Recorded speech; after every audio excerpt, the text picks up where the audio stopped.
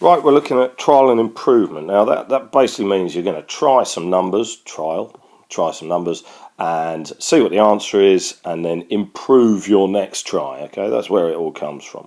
So it says, show that the solution for the equation 2x cubed minus 5x equals 11 lies between 2 and 3.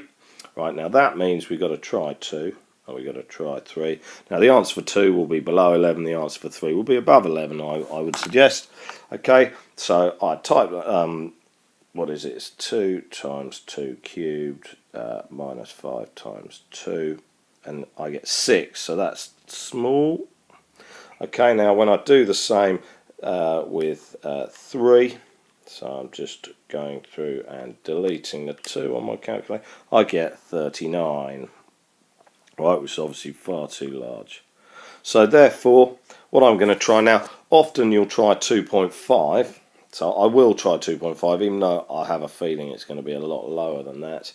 So there you go, 2.5, hold on, 2.5 into my calculator, 2.5, okay, and it gives me the answer 18.75, so that's too large.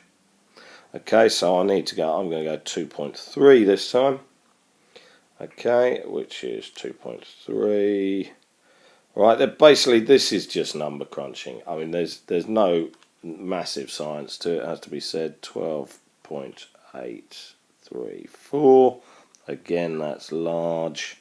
So I'm going to go 2.2. Oops, 2. Hold on. I've had a bit of a stinker times 2.2 cubed minus 5 times 2.2 equals, oh, now hang on, so 2.2 gives me 10.296. Now that's too small, so I know the actual answer has got to be between 2.3 and 2.2, but the question says I need to give my answer to one decimal place. So now I need to work out whether the answer to 2.2 is closer to 11 than the answer to 2.3, and indeed it is. So my answer I would have to give is 2.2. Just be a little bit careful. Do read the question carefully. Where people lose marks is they'll find it to 2, 3, 4, 5. They'll be far too accurate, which I know sounds a bit silly, but actually with this it tells you the accuracy it wants it to.